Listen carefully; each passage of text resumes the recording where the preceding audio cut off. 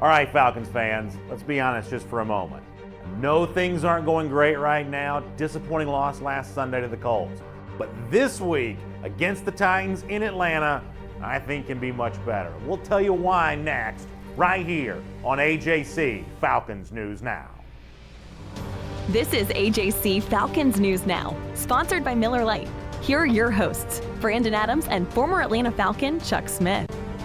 You know, one of the things we've tried to do here on AJC Falcons News Now, sponsored by Miller Lite, is keep it real and talk about things the way they really are, for the good and sometimes for the bad when it comes to the Atlanta Falcons. And we're going to keep that going again here today. My name is Brandon Adams. This is the former Atlanta Falcon Chuck Smith. Welcome into AJC Falcons News Now, sponsored by Miller Lite. But, Chuck, with that said, my real talk for today, the thing that I really truly believe, I think the Falcons are actually in pretty good shape on Sunday. And for Falcons fans who were dejected after last week, and I know a second consecutive road performance was the kind of thing that can get you a little down, I really think that this Sunday for the Falcons has a chance to be much better. And I agree with you.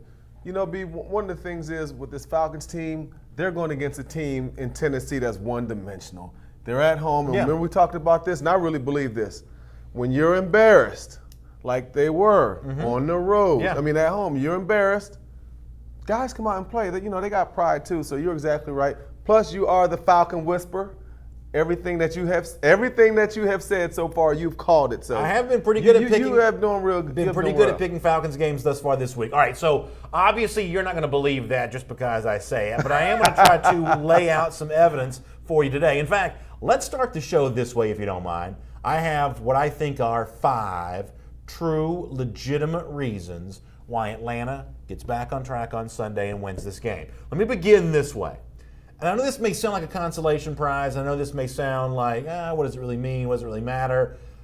Atlanta played much better in the second half last week. Yes, T.Y. Hilton goes out of that game. Atlanta kind of gets things going.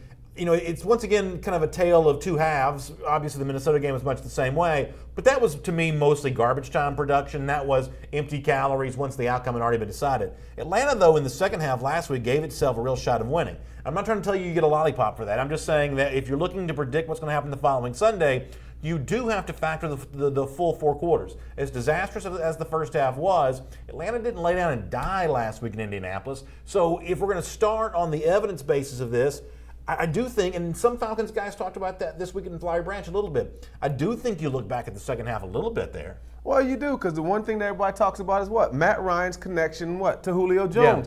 This is what we expected. MVP, best receiver in the league.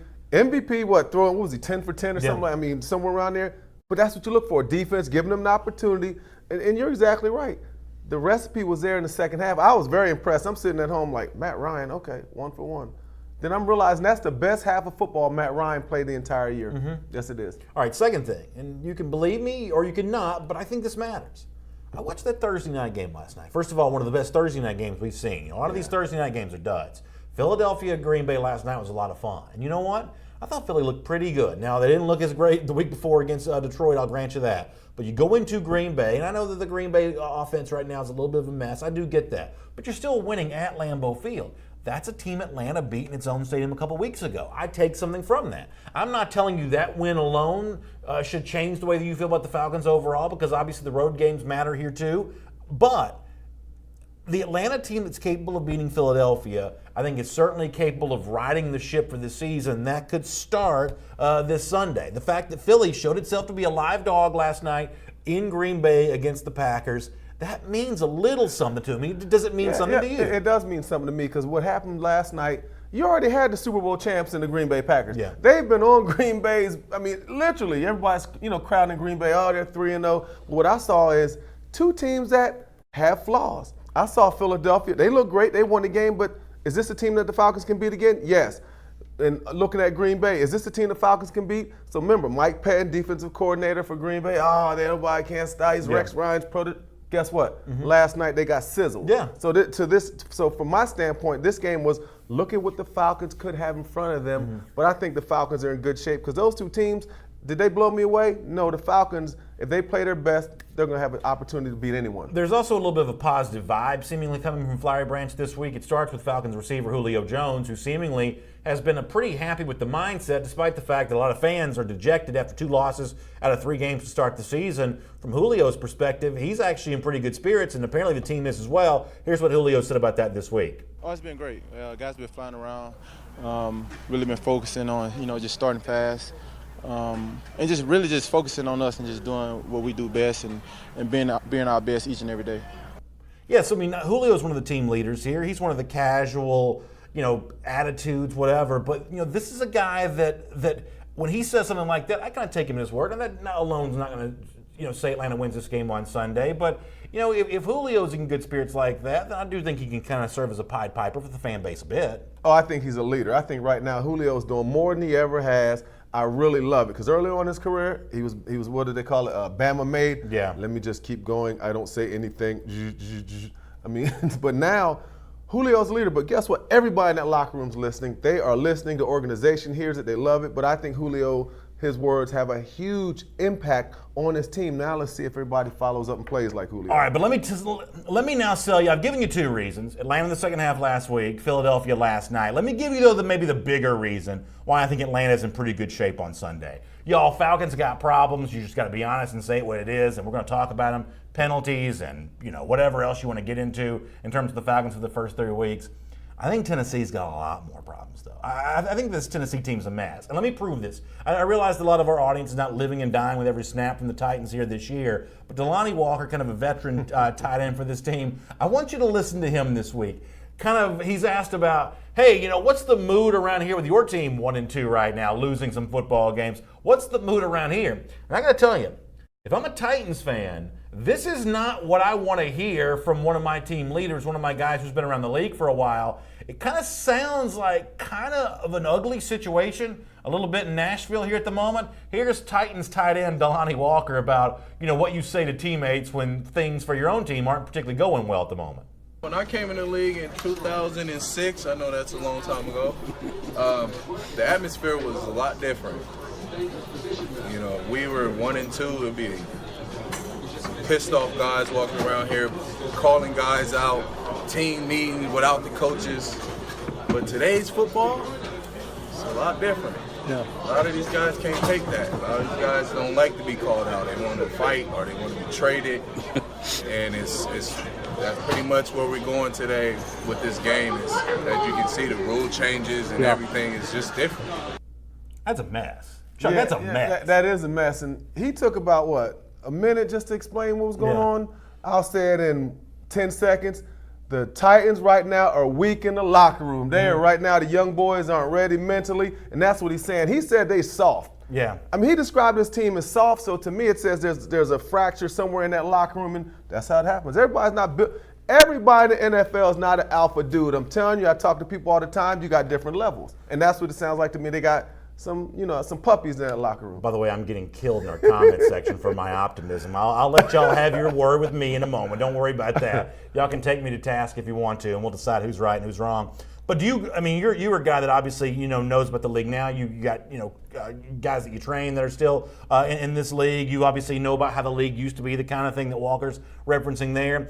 Do you think the modern current player takes criticism teammate to teammate a little harder, maybe takes that a little worse than guys do in the past? Does Walker have a point about younger, newer players in the league compared to guys from he references more than 10 years ago? All right, let me break it down. It starts in college. Matter of fact, it starts in high school. When they tell a 5-star, he's a 5-star in the 8th grade, Bama offers him. Okay, Florida State offers him. Now he goes to high school. Everybody's telling him what? He's the greatest. He's the greatest. He goes to college. These grown men at these colleges saying he's the best. Okay, you get to the pros. It don't stop. Yeah. So I agree with Delanie. The new generation are way too sensitive. They're way too much in seeing how people react on social media. You got guys retaliating on social media like it's a big deal. I agree with you. I agree with Delanie.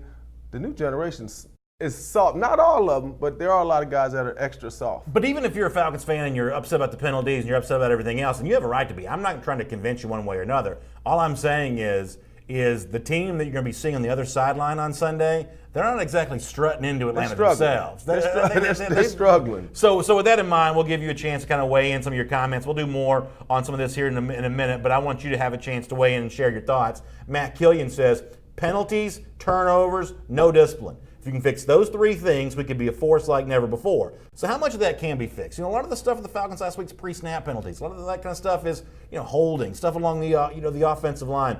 How much of the, the turnover thing we certainly talked about when it comes to Ryan, that's a little bit perplexing, but the penalties, turnovers, and the lack of discipline, how much in the season can you fix out with the same crop of players? Immediately. You can? You can immediately have a big impact on turnovers. It's a mindset. It's a mindset. So when you go out there, if I know the count is on 2, I got to what? Be disciplined enough to go on 2. Because this wasn't exactly the young guys doing it in this game. This was everybody. Yeah. So I think immediately if the Falcons get rid of the penalties, that last game they win. They should have won that last game because the penalties were almost taking it to a level where we haven't seen in Falcon history. Well, the only thing I'll push back on a little bit, though, is while I'm optimistic about the Falcons on Sunday, I will push back on the should have won last week because they let Jacoby Brissett come out like a house of fire to start that game. More issues for Atlanta when it comes to dealing with the rush defense, or I should say dealing with the rush from the Indianapolis Colts. So you do have to look at the 60 minutes in totality, right. And Atlanta certainly did not come out ready to play for the second road game in a row. Well, I accept your pushback. Now let me lean back on you. So think of how many drives in that first half were stopped by a false start. Yeah. How many times they had an opportunity, to get, had a big first down and there was a holding. Yeah. So to me, those are drives that there were opportunity to score. So I understand what you're saying because you got to take the game in its totality, how it happened. But there are some situations where the Falcons left points on the board simply by making mistakes that a Super Bowl ready, supposedly Super Bowl ready team made. And I don't believe that should happen if you're going to be a great Super Bowl contender. That's Chuck Smith. I'm Brandon Adams. This is AJC Falcons News Now, sponsored by Miller Lite, the official beer of the Atlanta Falcons. It tastes great, and it's just 96 calories. Of course, it's great to have Miller Lite with us as part of AJC Falcons News Now. We're going to hear more from Matt Ryan, Dan Quinn, more reasons why I think Atlanta's actually in pretty good shape on Sunday, although some of you don't necessarily feel that way. And with that in mind, we'll take more of your comments. Leon Hutchinson says, totally different game without penalties. Can't believe we played like that. For a lot of Falcons fans, they feel the same way. Tell them, Leon. However, Brandon Street takes a little bit different tack. I mentioned the notion of the Falcons getting back on track. Brandon says you can't get back on a track you haven't been on yet, just saying. Sounds like Brandon's not as impressed with the win against Philadelphia as I am, but I do think that Eagles win looks a little bit better based on what you saw on Thursday night. Well, a win is a win, and I think the Eagles win was one of those ones because the Falcons had to have it. They could have easily lost the game. So this isn't one of those situations where we got lucky. Oh, they didn't have their receivers, they didn't have this and that. But I think the Falcons, a lot of people, just their expectations, Brandon, are just so high. Yeah. I mean, you understand what I'm saying? People expected them to come out like Green Bay because of the changes, the players they've had, the draft. So I just think fans are still a little skeptical, and I understand. Totally get that. I do understand. Completely get that. Blake Robinson says if you keep getting penalized like they are, the Titans are going to blow out the Falcons the same way they did the Browns. The Browns are the only team more penalized than the Falcons, just saying. And after what we've seen from Cleveland here a little bit, I don't think you want to be put in the same category as a Freddie Kitchens coach team for right now. I just don't see I just don't see the Titans blowing anybody out right now. Yeah. I don't, with the mistakes they make with Mariota, he's doing at quarterback. They handled Cleveland early in week 1, but that's more of a Cleveland issue for me than it's a Tennessee issue. You know what I'm saying? They got Derrick Henry. They got a slow offense. They're a slow slugging kind of team. So, but Falcons have had trouble with these running backs though, and Henry's got a little bit more speed than maybe some people give him credit for. Well, he's just okay to me. I mean, I watch him. He's a hit and miss kind of guy, especially he's my fantasy guy. So, I mean, I know everything about Derrick Henry right now. Everything about him. So he ain't giving me hardly no points. Billy Black says, all gas, no brakes, and play smart. It should be Atlanta versus Tennessee, not Atlanta versus Tennessee. Limit the penalties. Now, Billy, that's a really good point. Dan Quinn actually talked about that a good bit here this week. We'll actually get to that coming up in just a moment. But, I mean, I think that with Billy's comment, he also brings up another pretty good point there as well. Sometimes these are two different lines of thoughts. Hey, you want to go out there and just play free and easy, or you want to go out there and be really careful not to make the kind of mistakes that you made a week ago. Sometimes it's kind of hard to do both at the same time. What's more important here, to buckle up and just go 100 miles an hour, or to sort of step carefully and make sure you don't beat yourself with turnovers and penalties, the way we've seen Atlanta do now in its 2 losses and almost could have done in its 1 win? I'm coming out throwing punches. Yeah, When I I'm agree back, with that. if I'm the Falcons, when I'm backed up against the wall, I'm coming out swinging. So you can't think about those things. This is a veteran-led team. As I'm going to say it over and over and over. When you're backed up, come out. But I got to say this also. You can't tell me that Matt Ryan won't be a little more conservative. You got to be. Yeah. You just got to be. You can't just go out there and go crazy. There's some things that he has to work on where there's some deficiencies in how he's reading the field. Whether it's cover 2, cover 3. Because they called him last week. He thought it was cover 2. They sitting back in cover 3. Is that right? There was a linebacker sitting there in the red zone. Yeah. So I'm coming out swinging, letting the chips fall where they may. But they should not be getting penalties like that. This is not a high school team. It's not a middle school. These are professional athletes. Yeah. You should be disciplined enough not to grab a guy's jersey when he's upon you. Matt Killian brings a pretty good point. He says about the Falcons, we'll get it together. The Bucs are going to lose at the Rams. Saints are going to lose against the Cowboys. Panthers are going to lose against Houston. We'll be locked up 2-2 without Breeze and Cam playing. We have to get off to faster starts. These slow starts and coming back in the second half, killing us. I do think he brings a really good point, especially when it comes to Saints against the Cowboys, Panthers against Houston. You got to be a big Texans fan on Sunday against Carolina. I think Kyle Allen's kind of the real deal for the Panthers at quarterback right now. And I know you probably don't love rooting for the Cowboys. I think you got to really root for the Cowboys against New Orleans there, because New Orleans went out this past Sunday, especially going to Seattle and getting that win in the backup quarterback. That is a big, big win, especially for a team that would like to get Drew Brees back at some point in time. I don't think it's too early to start looking at division standings, and I don't think it's too early to start doing some scoreboard watching and rooting for some of these teams that are playing against your division rivals this weekend. Well, the Saints still look like the class of the NFC South. But let me, like your term, let me push back a little bit. The Falcons, I wish y'all would be waiting right now and starting to look at other games of how it helps the Falcons. To me, the Falcons are 1-2. You got to be 2-2, but if fans are right now hoping other teams beat, set the Falcons up now to have some leverage when it comes to the NFC South down the line, man, no. I understand what you're saying, but no. But here's what you got to compare the two conferences, though. The AFC is average as grits right now. You've got New England, you got Kansas City, and probably Baltimore is the third team coming out of that conference. Yep. 4, 5, and 6 out of that conference. That's not a great group. However, you got some top flight teams in the NFC. That is a crowded playoff race. We've said before, you want to get a wild card in this conference right now, that is not an easy step to take. Winning the division for the Falcons ought to be easier, but you can't let it get away from you. You can't be scuffling around while New Orleans is dancing across the country winning games with backup quarterbacks. 1-2. The Falcons are 1-2 IAB. I love it, man. We're projecting already. What's going to happen in week 8? Well, we hope about that time. We cannot predict it. I wouldn't be surprised. Look, anything can happen in this league, but I do understand what you're saying, because some of the fans are saying that, but a little bit too early for me. Fair enough. Let me get too early. A couple more comments. I want to ask you a question about something we saw in Flower Branch this week. Brian Rogers says about the Falcons, are they going to be consistent, not just for one game, rise up? And that lack of consistency, actually maybe unfortunately the real issue for the Falcons has been it's consistent in the wrong direction. Not ready to play at the beginning of the game, too many penalties, too many Ryan turnovers right now. So to Brian's point here, unfortunately, this may have been a consistent team for the most part through 3 games, just consistent in the wrong direction. No, you're exactly right. And I guess you see them doing some of the same things they've done over and over and over, and also starting preseason, some of this stuff showed up. But the Falcons, you just have to do the little things. And you hear it all the time like this. When you're out there on the field, know where you're supposed to be. Number 2, I got to hold the coaching staff accountable too. Fair now. enough. 10 players on the field. I'm watching on TV again. Who's that running off the field? Oh, 12 people on the field.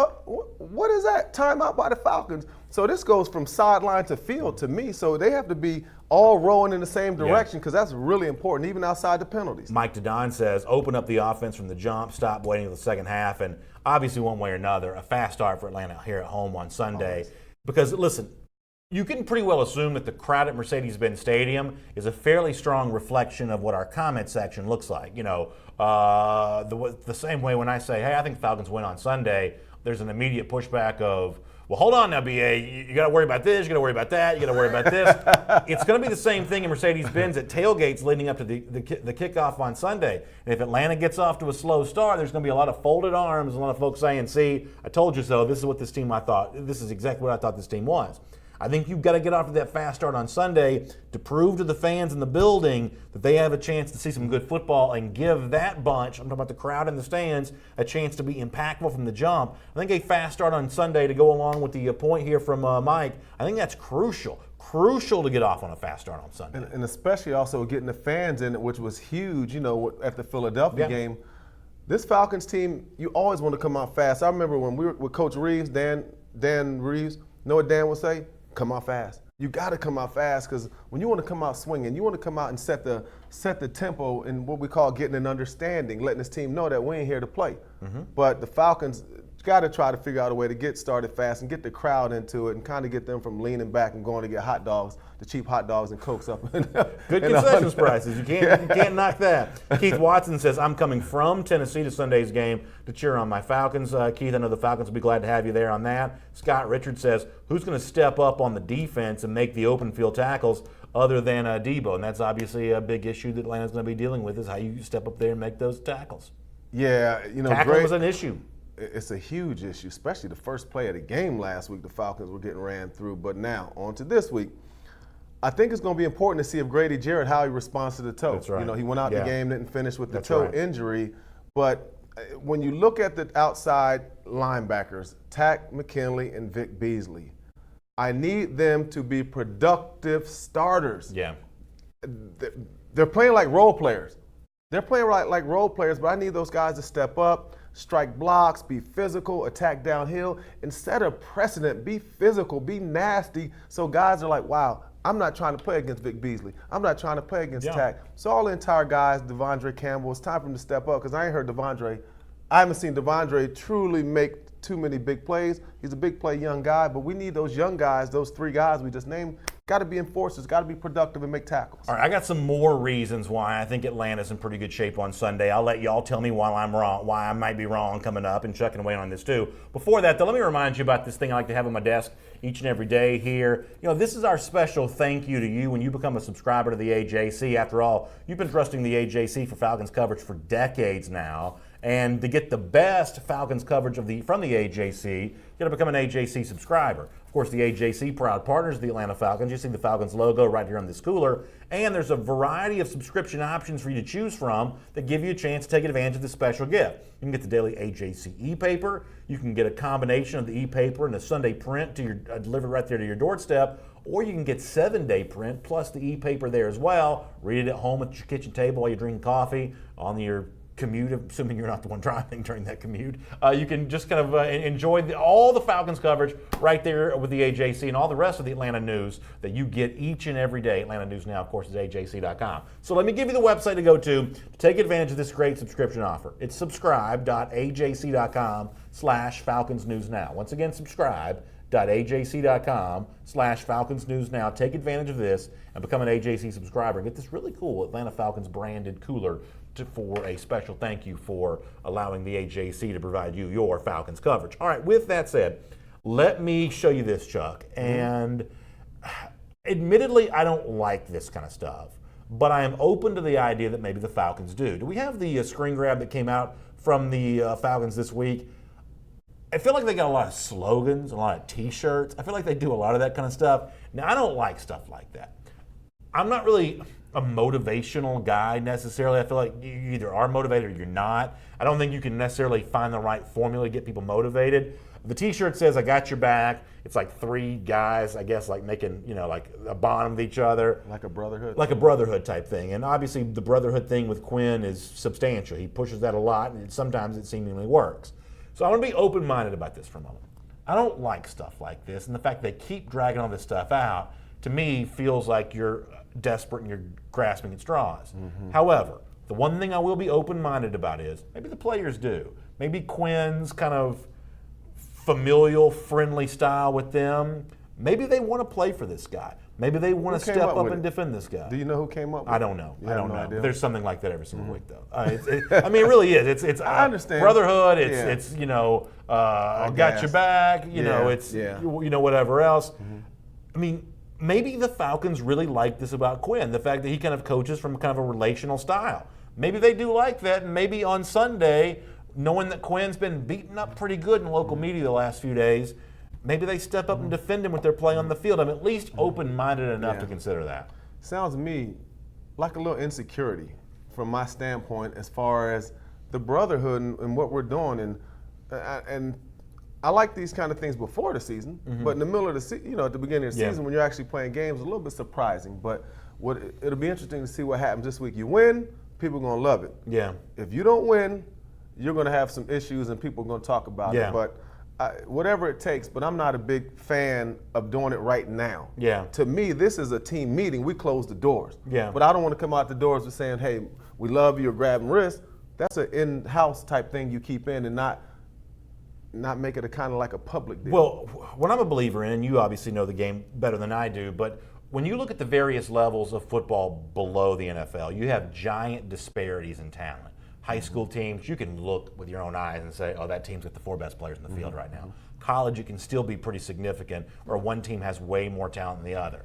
Because of that, I believe that motivation is a pretty big issue. You got to keep the talented guys motivated. You got to maybe find your chance to go out and beat somebody you're not supposed to beat by having your guys more motivated. I believe in the notion of motivation, in other words, at the high school to college level. In the NFL, though, where NFL teams are just more closely clustered in terms of their overall talent. Even the teams we think of as great and the teams we think of as terrible, from a talent standpoint, there's not always a great deal of difference. And year to year, you see a lot of movement in and out of the playoffs because of that. Therefore, I think motivation is less of a factor in the NFL, and it's more about schematic advantage. Not can my coach find me a motivational edge? I don't believe in that. Can my coach find me a schematic edge? I do believe that is what Atlanta needs. I think the job of Quinn right now is to be able to provide that. Yeah, when you have success, players believe in you. That's one of the things that's really important. Showing players that you can be organized from the sideline. You understand what I'm saying? Having the right scheme where they have success. But I just think it's really important for this Falcon team.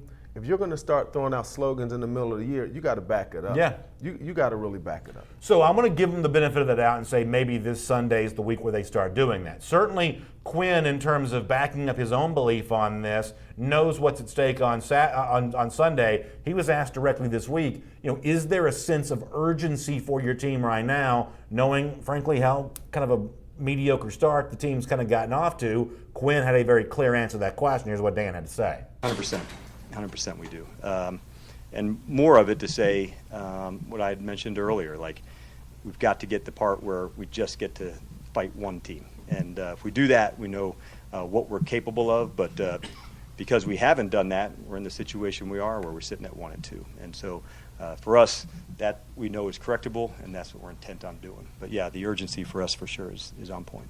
So Quinn says the urgency right now is on point. Falcons quarterback Matt Ryan was asked, is that true from your perspective as well? And Ryan said, yeah, he kind of thinks it is. Here's the Falcons quarterback. I certainly do. I think all of our guys had that feeling when we came in the building on Monday. I thought that was the case, out on the practice field today. In this league, you need that. You need that week in and week out, and I certainly felt that this week. So I don't know what they're supposed to say. Obviously, they're not going to be as negative as maybe Delanie Walker was in his comment about the Titans a little earlier. No. But you kind of know more of, I guess, what's really kind of going on behind closed doors. You buying what you hear from Quinn right there? You buying what you hear from Ryan? Do you get a sense that the sense of, Quinn says the urgency's on point right now. You think it's on point from the best you can tell? Well, I think the sense of urgency is probably a little more in the locker room than, they're projecting out. The heat is on. These are guys that got families to feed. Yeah. These are players that are being evaluated. Everybody, every game is an audition for a job. So the sense of urgency is there. It is what it is, because in this job, it ain't for long. You can go, the high is high, and I say it every week, the low is low. So you got to perform every week. Yes, there's a sense of urgency no matter how it's being portrayed. We're going to hear more from Falcons coach Dan Quinn in just a moment, including his issues with some of the penalties and turnovers and things like that Atlanta's been dealing with. We'll hear Quinn in his own words about that, and Falcons fans can decide how they think he's addressing that. Before we move on, let me take a few more comments here. Leon Hutchinson, going back to the topic of motivation, says that he agrees with us that if you're a professional, you shouldn't need extra motivation. And Chuck, you said this, in a league where we've always jokingly said the NFL stands for not for long, the ability to maintain that paycheck is really the only motivation that you really need. No, you're exactly right. This is a job. This is how guys make money, and this is their dream. And for me, for a kid or any player that's in the National Football League, you had this dream for the most part. Since you were young, you get here and now you don't give the maximum effort and you come in and be an unprofessional. It's hard for me to understand that, but I think the Falcons have a group of professionals. I don't expect that to happen to them. I really don't. I'm going to say it to the cows at home. Is that right? The cows at home? Yeah, cows come home. Stay with me, cows come home. Yeah. Somewhere around there. Yeah, we're both from the South. Yeah, you work with We me. know those Southern phrases. Yeah, you know They're that. pros is what I'm trying to say. Keaton Call, good to have you in our comment section today. Appreciate you being here. Sierra Presley says, rise up. Scott Richards says, amen, Chuck, to something you said a little earlier. Can Tack and Vic please play like they should be starting in this league? And obviously, there's going to be, especially when it comes to Beasley, because of his contract situation and because of, kind of what he was unable to do after the big breakout sack performance a couple of years ago. I mean, Beasley definitely plays with the sign on his back a little bit. That spotlight is on him in a big way. No question, because let me just tell you this. Now, remember back, Vic Beasley was highly wanted by a lot of fans here. I know back in the day it was the Todd Gurley thing in Georgia because the local folks. Yeah, let me tell you, get Georgia fans started on that now. Yeah, but let me just give a little thought about Vic Beasley real quick. Vic Beasley's from North Georgia. Vic Beasley played at Clemson and dominated. Remember now, so Atlanta fans are very familiar with Vic Beasley. You needed a pass rusher, now you got him. So to me, Vic Beasley's going to be one of the guys that's scrutinized. Then you go for 15 sacks, and maybe the expectations with Vic's draft pick carried for his career so far in Atlanta, which might be unfair, but you got to live with that. But to me, it's because Vic Beasley, the eye's been on Vic Beasley from high school, especially at Clemson. I mean, he was an absolute star, and the Falcons got him, and they have high expectations for Vic Beasley. All right, Scott Richards brings up a fair point. He says, if you continue to say things are correctable, but the same things continue to plague you, then where should that accountability lie? Scott, what I'll say is, and I'm sure Chuck's got his own answer, but what I'm going to tell you is there's no denying there's accountability coming here at some point in time, right? You can't keep looking the way that you looked and kind of keep saying the same things about the aftermath of that. That's obviously not going to be good enough forever, and it may not even be good enough throughout the entirety of the rest of the season. I completely agree with you on that. However, all I'm saying is that the Falcons find themselves in a very winnable stretch of their schedule. With Tennessee here at home this week, you can debate for yourself how winnable Houston on the road next week looks. But the fact of the matter is, we said this last Friday, and I know people don't want to hear it, but there was this assumption that because the Colts didn't have Andrew Luck anymore, all of a sudden this was going to be an easy win for Atlanta. And we said on the show last week that was not necessarily the case. So what I'm telling you here is you got to let the totality of the season play out. You got to see how things shake out with Carolina, see how things shake out with Tampa. Now, you don't want to talk about division standings yet, but those are 4 very important games you got coming up at some point in time. New Orleans is going to be a grizzly bear either way. You kind of know that. You're in a stretch right now with Tennessee on Sunday and kind of some of the other stuff that's coming up. Let this, give this a chance to play out. You talk about accountability if things don't get better. Give it a chance at least for now to see if it doesn't. If Sunday's another disaster, then you better believe on the Monday show, then you're kind of running out of answers at that point in time because I don't think Tennessee's very good. But for now, I think Falcons fans should at least hold out a little bit of thought that maybe this team figures some things out on Sunday, and maybe it provides itself a springboard for a future success. At least maybe, give yourself a chance on that because honestly, what's the alternative? Well, exactly. You got to keep playing, but I've seen where teams get more games like that, and who's to say the Falcons won't, and then finally turn it around. But one thing, they're doing everything they can. They brought in referees this week, right? They had 20 referees on the field. Right. And there was a lot of talk in Flowery Branch about that this week for sure. Yeah, but again, it might happen again. It might happen more, but it's about discipline, and the Falcons, you got to keep sawing wood. You just got to keep putting your feet on the floor and trying to improve 1 week at a time, and let's just see what this week brings. Corey Carter says, unfortunately, we are seeing a team tuning out Coach Quinn. Each season since 28-3, which is obviously the score that Falcons fans will live with until they finally win a Super Bowl, we are regressing, he says. Now that the coordinators are gone, the ground is shrinking under Quinn's feet. It's the Mike Smith exit all over again. So, Corey, you may be right. And obviously, when you do kind of come with a very strong motivational lean to your message, I will say, over time, it probably does become a little easier to tune that out. But at least leave the door open for this Sunday. That's not the case. At least leave the door open for that. I think the Falcons fans may be pleasantly surprised. Now, I'm not telling you what the rest of the season is going to look like because, as it stands right now, this is a pretty tough conference. NFC's pretty deep at the moment, and that alone is going to be really, really tough for Atlanta over the long haul. But you seem to believe that they've tuned out Quinn and his ability to impact this team for the positive is over. Let's at least see what happens on Sunday. I don't believe they've stopped listening to Dan Quinn. I like Dan Quinn, but my thing is this. There's so many components that have changed. the coordinators. And again, that's Dan's responsibility. He's the defensive coordinator now. You know, you got new offensive coordinator, you got Greg Knapp, you got all these different people. But I don't think they've tuned them out. And it's going to be interesting how this plays out because you are responsible for all the units out there. But I like Dan Quinn, and I hope he turns it around because I like his philosophy.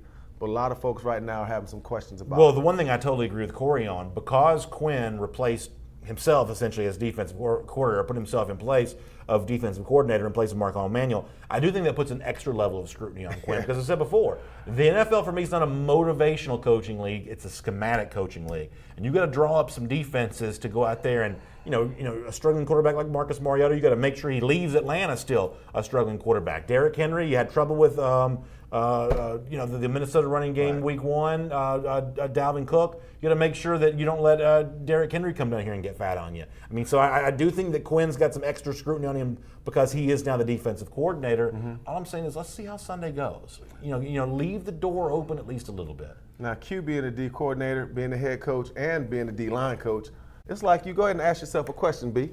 You didn't answer it, then throw it out there again. You can't do it. In my opinion, I love Dan Quinn. Defensive coaching is different than offensive coaching, in my opinion, because it's scripted for the most part. If it's 3rd and 8, I already have a play for 3rd and 8. Defensive coordinator, there are so many variables that come that you can't prepare for. I love Q, and I respect him trying to do it, but it's such a hard job when you're the head coach and you're trying to call plays. It's a tough one, man. Fair enough. It really is. Let me get a few more comments here, then we're going to hear some more from Dan Quinn. Jalen Jackson says, there's no reason we should go scoreless in any quarter. Nevertheless, an entire half with the weapons we have. Julio Jones alone is 7 points a quarterback. Throw in Ridley, Sanu, and Hooper, we should be dominating. Now, we're going to talk later on in the program about the absence of Calvin Ridley from last week's game plan, or I shouldn't say game plan, in terms of the overall stat sheet. Absent from the stat sheet for the most part. But I do agree with Jalen on that, and I've always felt like, to me, it's about establishing your identity and then living into that identity. Atlanta's a throw team offense. You know, it's Ryan throwing to these weapons. You mentioned Hooper, the tight end, certainly Jones and Ridley, Sanu as well. More so than anything else, when you're in a little bit of a quagmire, which the Falcons kind of find themselves in after 3 games, that Ryan offense to these well-paid star receivers, that's got to be the thing on Sunday to me that shows up more than anything else. Talk about toughness along the defense. You can talk about getting Devontae Freeman going. Can you spread the ball around to these big-time receiving weapons? Ultimately, I believe that Jalen's on top of that more than anything else. I think that's the issue. You hit it. I mean, you hit the nail right on the head. There is no way in the world this Falcons offense shouldn't be on fire. Literally, we should be, man, they're on fire. Man, look at they're throwing deep outs. Man, they're throwing deep balls. Man, Ridley's involved. You got Hooper. You got all these different people making plays. So to me, that's the hardest thing for me to see. You at one point have 5 first-rounders on the offensive line. You got guys across the board that are first-rounders and an MVP quarterback. So there's no debating that. This offense should be so much better. They should be able to find it. But again, who's calling the plays? I don't know how all that dynamic works with him, Matt Ryan. I know how Cutter, he's new. Right. But I want to see some more, creativity as far as the Falcons are concerned also. How about this? This is a pretty interesting comment. Let me get this. It is from Jermail Mahoney, and I hope I pronounced your name correctly. He says, a win over a mediocre at best Tennessee team is going to prove what? I want to ask you that, Chuck. To me, this seems like you're moving the goalposts. If all of a sudden now you're not even willing to give the Falcons credit for a win. Now, the game hasn't been played, but assuming it works out to be a Falcons win, it sounds like Jermail here, and I hope I pronounced the name correctly, doesn't want to give the Falcons credit for the win. To me, that's unfair. Falcons go out and win on Sunday. They don't ask you who you beat. They ask you how many you beat at the end of the season. What did he say again? Give me that again. He says, will a win over a mediocre at best Tennessee prove what for the Falcons? Prove that they got to win. Come on, man, stop that. You got to give them credit for a win. Stop that little petty hate, man. Stop that. You got to give them credit. You know you're wrong for that, man. A win is a win. Come on, can the Falcons do anything right? Come on, you get a win. Come on, you're a Falcon fan. Let's keep moving on. But Chris Mai says, will the offensive line hold up and give Ryan more time to throw the ball? And you were very pointed on this on Monday, and I got a lot of feedback in your comments on this, that you think some of the inexplicable interceptions that Ryan has thrown, and compared to the totality of his career, some of the worst throws we've seen from him have seemingly come this year. You think it's hearing some footsteps. I don't want to put words in your mouth, but you think it's hearing some footsteps from an offensive line he maybe hasn't fully established his trust with yet. I think the last 2 years he's been absolutely bludgeoned, one of the most frequented quarterback being sacked. I just think it's just like anything else. You keep getting hit, the pocket's closing on you. The whole offseason, people talk about the O-line, last 2 years, everything. So it's in his mindset. Everything's in his mindset that I don't have time. I absolutely think Matt Ryan, something has to do with hearing ghosts, footsteps behind him. And I just think he's going to have to continue to believe in his offensive line. They're going to have to, but they got to prove it by protecting him. Yeah. They did a good job, I thought, last week versus Indianapolis. That's good to hear. AJC Falcons News Now. That's Chuck Smith, the former Atlanta Falcon. My name is Brandon Adams. Thanks so much for being with us, and huge thanks to Miller Lite for sponsoring it for us. And by the way, Miller Lite is the official beer of the Atlanta Falcons. It tastes great. It's just 96 calories. So you're getting ready for a tailgate on Sunday, or you're hanging around the basement, the back porch, wherever you watch these games at on Sunday. Miller Lite is an excellent choice there when it comes to that there as well. Now, we'll take more of your comments here coming up because obviously a lot of folks want to weigh in on the current state of the organization when it comes to the Falcons. Let me do this, though, on the issue of some of these correctable errors, turnovers you should be able to avoid, penalties you should be able to do without. Dan Quinn did talk pretty candidly this week about what his message to the team was when it comes to those kinds of things. It's kind of a Quinnism a bit, but he was pretty direct, at least in terms of his feeling about that. Here's what the Falcons coach said about all that mess. Told the team today in our meeting, fight only one team. And so I put the schedule up and basically said, who's not up there? And it was obviously us. And I said, let's make sure we're only fighting one team. You know, no more self-inflicted wounds that, you know, derail us. And so get our football right exactly like we want. So on Sunday, we're fighting the opponent, in this case, Tennessee, and only Tennessee. And that, to me, was one that I wanted to make sure we got the point across. If you've ever been in a 2-for-1 fight and you're on the other side of it, it's not that good. So make sure you're always taking care of our football so we can make sure, we can play like we want to play.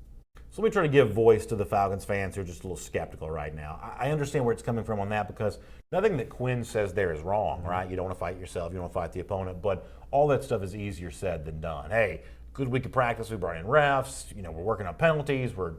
It's about the ball and a lot of that kind of stuff. I do get where a frustrated Falcon fan comes from. When it comes to anything like this, it is easier said than done. And you got to go out and then show that in the performance on the field on Sunday. So from that standpoint, I at least understand where they're coming from. Yeah, I understand. You got to, evaluate each week as it is. But yeah. I've been a player, B, that jumped off sides twice. And we had a bad, 1997 Falcons. Yeah. I think we were playing Arizona. I jumped off sides. We had like 7-8 penalties. And here's the crazy part, what happens. The crowd starts booing. So now, you know what I'm saying? In your head yeah, now. So now the penalties have become a big story this week. Really and as a fan, how many times have you been in the stands and something like that happened? You hear all of a sudden they're like, boo. So the Falcons, there's so many little things this week that you kind of look out for as fans. That's how fans are going to react because we see what the climate is like. People are sick right now to, the turnover, the penalties. Yeah, I think that's a really interesting point and a pretty good perspective of how it feels as a player in that regard. Charlie B says, it's sad the professional NFL players need that type of message. Jamel Mahoney says, the Rams, the Cowboys, Seattle, teams that are playing good ball. Tennessee is a 1-2 team. He's essentially saying which kinds of wins would be better for Atlanta. We have to stop making excuses and hold the club, the coaches, the players accountable. And, Jamel, I don't think that's going to be withheld. I think that you're going to see a great deal of accountability one way or other. Either accountability for those who were too hard on the Falcons through 3 games, or accountability for an organization that maybe, to go back and use a word that somebody used before, maybe this is an organization that has regressed. I think as of now it's too early to know that, but the preponderance of evidence that's coming the rest of the season, I think one way or another, will go a long way towards telling that. Well, I think the response you're getting right now tells the Falcon fans they're not giving them, they're holding them accountable. So everything we're talking about here, the Falcons are being held accountable because I think this fan base knows that we have a window to win a Super Bowl. So, I love the Falcon fans, when they give praise, but they also have an educated opinion on what's going on. Speaking of that, Scott Richards says, Brandon couldn't agree with you and Jalen Moore, one of our earlier commenters. You got to spread the ball around to these receiving weapons. Stop throwing it to your blocking tight end in the red zone. You have too many other featured receivers for that. Stop that real quick. That's my fantasy tight end now. Stalkers in your fantasy team? Oh, what are you I'm in talking a about 30-team league? No. Hey, I'm talking about Hooper. Hooper gave what? I think he's talking about Stalker, who they're forcing to last week down in the goal line. Okay, Stock, Luke. Yeah, but I agree with Scott here on this. This is your identity. Yeah. And I'm telling you, if Atlanta comes out, it's going to be a totally different tune on Monday on AJC Falcons News Now, sponsored by Miller Lite. We come back at you at 1 p.m. It's going to be a totally different mood. If Atlanta's got 30 on the board, you got Julio in the end zone, you got Ridley in the end zone, you got Ryan throwing the ball over the yard, avoiding interceptions. I'm telling you, some of the people even who are upset now, the mood's going to be different if this team's lighting up the scoreboard. Yeah. Now Titans got a pretty good defense. So I'm not saying it's going to be easy to do that, but it's going to be a different kind of mood if that's what happens. I think it's going to be a good mood. I just think the Falcons, again, they were embarrassed the last game. But the point is, like Ridley, it's nothing really to talk about outside. He didn't get balls thrown to him, you know what I mean? So I think the Falcons have a great opportunity. Tennessee has a good defense, solid defense, but this offense is one-dimensional. The Falcons stop the run, make Mariota throw it. There's a simple recipe. Now, if they don't get that recipe, get it done, they're not mixing in the pot, stirring it up and winning this game. Yeah. There's going to be some serious issues. Corey Smith Jr. says it was messed up when we messed up the offensive rhythm when we let Shanahan walk. He compensated our mediocre offensive line with a fast-paced scheme. So you didn't really let Shanahan walk. He became a head coach. You can't, if guys have a chance to be a head coach, they're going to. However, it is fair to say, year 2 of Shanahan, he got it cooking at such a rate. It's just really hard to replicate that. And how you felt about Atlanta was so different with Ryan, that comfort second year with Shanahan, and whether it be Steve Sarkisian or even Dirk Cutter right now, by comparison, it's going to be hard to replicate that. And don't forget losing the fullback off that team, too. Atlanta was very, very efficient with the fullback on the field that year as well. Doing all that with a new offensive coordinator, in some cases a little bit of new personnel, that's not an easy thing to do. Shanahan, here after that Super Bowl, hey, I'm going to tell you, the best thing that happened to Shanahan, in my opinion, probably Atlanta fans, he had to go. I mean, to me, that would have been absolutely a nightmare every time something happened. So, I mean, for him, for the Atlanta fans, when that 28-3 happened, when he had some responsibility for it like he did, or maybe took more blame than he had to, I think it's the best thing that he left, really. On the subject of Calvin Ridley, Leon Hutchinson said, I think it's Ridley he's talking about, you got to be open to get targeted. It was a little bit of a topic this week of, getting Calvin Ridley involved in the offense. Let me show you what our buddy D. Orlando Ledbetter wrote this week. I thought it was kind of an interesting stat. He says, in the first 2 games of the season, this is D. Orlando Ledbetter from the AJC, Falcons wide receiver Calvin Ridley caught 12 passes, 169 yards, 2 touchdowns. That's week 1, week 2. Last week, though, 1 pass for 6 yards. It's got to be better than that. Get a first-round pick, invest in this guy. He's proven himself to be a real player in this league. Once the career of Julio Jones is done, this is your number 1 receiver. He kind of slides over, and he becomes your Julio at that point in time. 1 reception for 6 yards is not enough. And obviously teams are going to bracket him the same way they're going to try to bracket Julio. You got to be aware of these receivers, but you can't let defenses just show you a look and then all of a sudden you take Ridley out of the game plan. You still got to find the way to get him the ball. And you got to be aware that you're not forcing it to Julio. Yeah. I mean, that's one of the things that I've kind of noticed. The second half, the balls were forced to Julio. Julio made some unbelievable catches. But you got to find more than just Hooper and Julio. But to me, it also starts, and you talked about it's a passing team. We know that. But you can't be one-dimensional. You got to be able to run the ball. Freeman is a high-paid player. You have to have success, running the ball. This is a play-action pass team. They like to do that. And Matt Ryan's really successful at play-action pass. You got to be able to run a little bit. You just can't sit back there and throw. Speaking of Julio Jones, he was asked this week his thoughts about Calvin Ridley and maybe a little less involvement against the Colts than Falcons fans would have wanted. Here's what Julio said about his running mate there in the wide receiver core, Julio on Ridley. So with Cal, they keep playing with him. They play with him a little bit. But, I mean, he's not a guy to play with. He can make those plays, those one-on-ones, and things like that for us. He can make explosive plays down the field, the little plays, everything. He can do it all. He's a complete player, a great wideout, and he's going to be a great wideout in this league for a long time. Leon Hutchinson says about Ridley, he should already be our second Julio, and I don't completely disagree with Leon on that if you want to judge the value of the season or the trajectory for the Falcons this season, how much are you getting for Julio and for Calvin Ridley? Because I like Hooper as well, but there's a pretty significant gap between what I think of the Falcons' 2 most dynamic weapons. It's obviously Julio and it's obviously Ridley, and then below that you start getting into the Sanus and the Hoopers and the other names. But how much you're getting for both those guys, how consistent you're involving them week in, week out, finding a way to deliver them the football, even when the opposing defenses are trying to scheme away from them. That's as important an issue as you can face. And if I'm right about Sunday and it's a good day for Atlanta, then the stat sheet should reflect that with some big numbers for Ridley. Well, I agree with you, but I'm not really alarmed by Hooper. Hooper's making plays, he's getting the ball, but I think when it comes to Ridley, what I want to see more is him take the top off. He's an excellent deep receiver, right, when he runs deep routes. That's what I want to see, but I understand Falcon fans, he was a first-round pick, and I'd like to see the Julio and Ridley dynamic become something special. Yeah, Shira Floyd says, and Shira, I hope I pronounced your first name correctly, honestly, I feel Dan Quinn is biting off a little more than he can chew, she says. This team shouldn't have any issues with offense or defense. We have way too many weapons. Julio, Sanu, Ridley, Hooper, just to name a few. And then you got to talk about Beasley, Claiborne, Jarrett, and Mack. How many more All-Stars do we need to get the results this team deserves? It is similar to what we said at the beginning of the season, that I think you and I both looked at this roster and said there's no obvious reason why this team shouldn't at least compete for the playoffs. Now, I've been of the belief for the entirety of the discussion that the NFC, it's harder to make the playoffs in this conference right now than is the AFC, but I think you and I are both pretty clear that from the roster standpoint, this team should be competing for the playoffs and shouldn't really take a back seat in the NFC South to anyone. I think Shira's right about that, at least that the names on the roster would suggest more performance than we've at least seen through 3 games.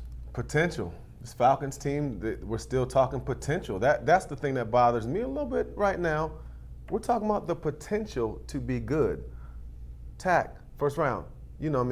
All these guys, Vic Beasley, Devondre Campbell, these are guys that, came in with, they were highly respected as players, but it's time to start doing it. But I think the Falcons, all those guys I've had a chance to be around, their DNA is winner. Yeah. Their DNA are playmakers. Now it's just time to put it all together. The young guys that we picked up, a few years ago, Vic, Tack, and all those guys, Devondre, Deion Jones, it's time for them to be consistent week in and week out. And so that's one of the things I'm looking for. It's AJC Falcons News Now, sponsored by Miller Lite. My name is Brandon Adams. This is the former Atlanta Falcon, Chuck Smith. We'll preview Week 4 here coming up in just a moment and take a look at a very interesting piece that ran in the AJC this week with Falcons General Manager Thomas Dimitroff. Before that, speaking of all the great coverage you get in the AJC, it's the best way to follow the Falcons day in and day out. And to get the deepest, most available coverage out there, you need to become an AJC subscriber. That means that you go to this website, subscribe.ajc.com/Falcons News Now.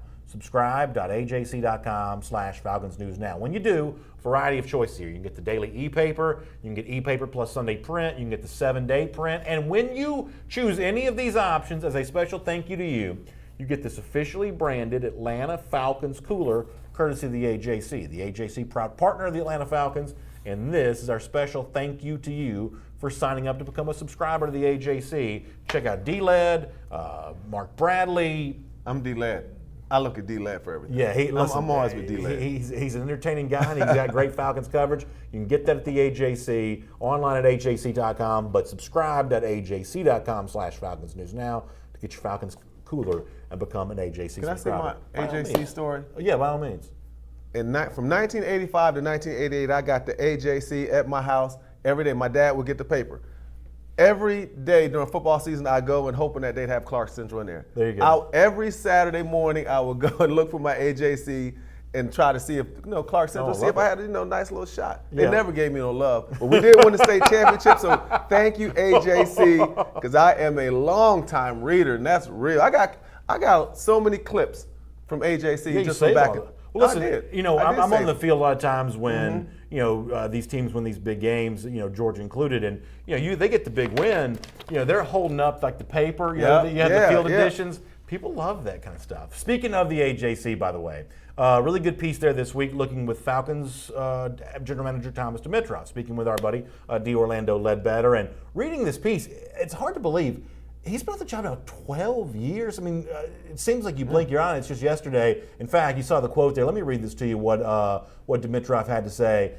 It's part of a wide-ranging interview. He says, I'll say it's amazing. The line, it's amazing how time flies. It's one of those things that has me back on my heels thinking about 12 years in this business. So many ups and downs, learning stages, not only with player acquisition, but how you're running organizations and the decisions that we've made. I'm very proud, Dimitroff says, of what we have in this building on so many levels. That's Thomas Dimitroff speaking with D'Orlando Ledbetter. You can read the full interview at AJC.com. I think he's done a solid I was job. going to ask you about that. I really do. Yeah, evaluate what you think the organization has looked like under Dimitroff after kind of being in place now for quite some time. Well, I think first and foremost, he drafted a Hall of Famer in Julio Jones, who was absolutely, people said it's the worst draft choice in the history of the game. Gave up a lot to get him because you had to trade up for it. But I think he's worth every guy that he ever got. But I also like the fact that the organization has taken it to another level when it comes to the perception, the brand, because they've won a lot. What has he been to, 6 playoffs? Yeah. I mean, they've been to, 6 playoffs or something like that? I think just with Matt Ryan or more. I think also give a lot of credit to Arthur Blank for putting those guys in position. And I think one thing that people probably don't recognize enough, they got the Godfather in the background. Yeah. Rich McKay is an absolute beast when it comes to the support of the organization. So I just think Thomas Dimitroff's done a solid job. But now, you're only evaluated by what your players do by championships. Yeah. So the things we're talking about, this new generation of players, they've drafted, they've had highs and lows, but now it's time for them to make Thomas right. Some of the guys got to make Thomas right, and things will, continue to look bright for the Falcons. A couple things for me on this. I think that, every GM is going to have a batting average of successes and failures. I think the overall percentage of wins for Dimitroff in the draft actually looks better by the flurry of players they've added in recent years. Late round, or I should say, middle round pick type thing on Deion Jones. Keanu O'Neal was a win for you. Jarrett. Grady Jarrett's a good example. Devondre Campbell. Yeah. Devondre? Some of the wins for Dimitroff in the draft lately have done a lot to kind of improve what we think of his overall talent evaluation. He's done well lately. The other thing you have to say for Dimitroff for the positive is under his watch here in Atlanta, the whole notion of having never won back-to-back winning seasons and kind of some of those things that used to hang on Atlanta, for the most part, all that stuff's been completely eradicated. I do think you got to give him a ton of credit for that. There were a lot of Falcons fans that thought he should have borne more responsibility back when they blew Mike Smith out of the organization. It seems like all those issues were kind of put at the feet of Smith, and Dimitroff didn't have to wear any of that. There was some criticism of that at the time. Well, he's had some draft picks. Now, look, we can look back, and he's had, like you said, hit and misses. Yeah. He's had a lot of misses, but he's also had a lot of hits. You understand what I'm saying? But I understand that. But again, to me, the single thing that I always remember, I know there are a lot of other things, that the variables in there, but I love the Julio Jones, him taking that opportunity. And Julio's done, he drafted a Hall of Famer, and he drafted a couple Ring of Honor guys. So he's done more, for the organization, I think, than any other GM. I think that's really well said, that, no matter what the price you paid to get there, when it works out as well as Julio Jones has, both on the field and in the community, 9 gazillion kids walking around Atlanta with an 11 jersey on their back. You obviously did something right with that pick. Yeah. When someone's as beloved in the city as Jones is among Falcons fans. Think of some of the other things they've done. Obviously he has something to do with the new Benz. Yeah. This whole team. So I just think it's done a really good job. But I will say this: this team has to win a Super Bowl for him ultimately to get the respect that he deserves. Because after 28-3, I know we don't like to talk about it, but it is what it is. That team should have won a Super Bowl, and they're built now, as we say, to win a Super Bowl. Right. So I think it would put a great look for Thomas if they can finish the drill. Jamel Mahoney giving credit for the Grady Jarrett draft pick, one of the best the Falcons have made. When you look at the input on the output on the field, where he was drafted, that's a really good point. Corey Carter also says that, as I said before, there were no back-to-back winning seasons before Dimitroff got here. We've had 2 different head coaches under his tenure. That's a really good point. So check out the full interview, Dimitroff with D'Orlando Ledbetter, AJC.com. Pretty interesting stuff on not just his time in Atlanta, but everything from the Julio renegotiation and the timetable on that, what was happening from the Falcons' perspective on that. Good stuff there, AJC.com on that. Okay, with that said, we've talked a lot about the Falcons and the Titans on Sunday. Let's finish up here with a couple of minutes looking ahead to the other games around the league. Pretty interesting slate, some of this in relationship to Atlanta and some of this in relationship to some of the early storylines we've seen emerge here. So let's take a look at the Week 4 schedule around the NFL. Obviously, Tennessee and Atlanta we've talked about. Cleveland going to Baltimore. Baltimore is really, they earn a lot of credit for how well they played in a closer game against Kansas City last week. Cleveland is a disaster. Are you ready to write the Browns off and say Kitchens, the entire season is done? You ready to write off the Browns? Nah, I like Baker Mayfield. It's tough, confident. I think he'll right the ship. I really do. Good start for Buffalo, but a tough game hosting the Patriots on Sunday. Kansas City is at Detroit. Going on the road the week after scoring a bunch of points at home, sometimes that can be tricky, but you're shaking your head. Patrick Mahomes is right now, looks like he has as much potential as any quarterback in NFL history, in my opinion. That's a big statement. Kyle Allen going to take on Deshaun Watson here in Houston. Can the backup for Carolina keep it going? And not at Houston. Yeah, that's a tough spot. Not with JJ. That's a tough spot. By the way, the Falcons fans may want to do a little scouting report on the Texans there in that game there as well. Oakland, Indianapolis, we'll see how that goes. Oakland's done. Chargers, Miami. Chargers a huge favorite again here. Miami's going to be 2-touchdown favorite in just about every game. I should say a 2-touchdown underdog in virtually every game this season. You got Danny Dimes, the Giants, and the Redskins. Think about Daniel Jones last week. Does he keep that going against the Redskins here? I think so. He's young. He can run. He can throw. I love Daniel Jones. I love this story. New York fans are standing up happy right now. Seattle needs a win after losing against New Orleans last week against Kyler Murray and the Cardinals. It's actually not probably a bad game. I have no doubt that Tampa will get waxed at LA against the Rams on Sunday. Minnesota, Chicago, pretty good game in the NFC North. That's not a bad game at all. How about Gardner Minshew going to Denver? That's kind of an interesting game, right? Really interesting, especially Denver's 0-3. I mean, they're terrible right now. And then my client ain't got no sacks now. Von Miller's struggling. Yeah, Von Miller having a rough go right now. Game of the week, Dallas at New Orleans. I love it. This could be the preview for the NFC Championship. I love this game. Dak, New Orleans. For those of you that pay attention to point spreads, Dallas actually favored in New Orleans. I don't know if Vegas getting that one right. I don't know if Vegas getting that right. I don't know, but Dallas right now, they're the truth. Is it Cincinnati, Pittsburgh on Mondays at the Monday night game? What an awful game that is. Boo.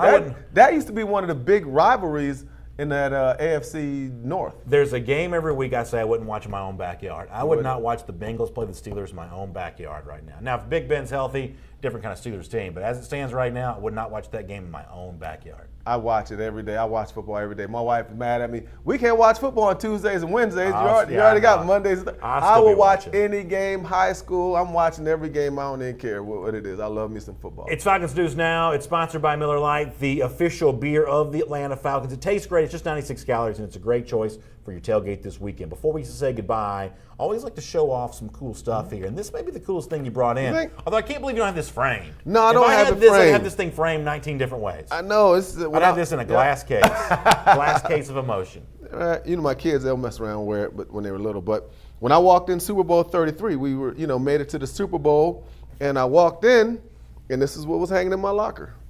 It had the Super Bowl. How about that? 33 patch on it. Yeah. And the thing that was really cool about it, I had my name on it. There you go. And then I think one thing that's pretty cool is I looked at it now, it says it's authentic. From the Super Bowl. Back in the day when Reebok. Yeah, Reebok. That's right? Back in the day now. I used to wear a shoe called the Wet Rat from Reebok. Did you have the pumps? I did. Pumps? Yeah. Had the Wet Rat. D. Brown pumped those things up in the dunk contest. Now, that's way before this, but y'all know what I'm talking about. That is way before this. Yeah. That's pretty cool. You know what? Frame. You know what? I'm thankful. Can we get somebody to get this frame for Chuck? I know, man. You gotta have like a man cave type thing. Yeah, I don't. I have no memorabilia. I really don't. I love football, but it's just, I don't know. It's just one of those things that I love ball, but I never really look back at the career. I really don't look back much. Well, I'm glad you're doing it right now because we have a good time doing that, and we have a good time looking ahead as well. Let's see what happens for the Falcons at home, Mercedes-Benz Stadium on Sunday against the Tennessee Titans. And we'll come back. We'll talk about it Monday, 1 p.m. for AJC Falcons News Now, sponsored by Miller Lite. Between now and then, it'll be a huge help to us as you're watching the game this weekend. Let folks know we're doing this every Monday and Friday. Right. That's right. Right here on the AJC Atlanta Falcons News Now Facebook page. Talking Falcons, sponsored by Miller Lite. Tell folks about it. We'll see you Monday at 1 p.m. Y'all enjoy the weekend and enjoy the game, everybody.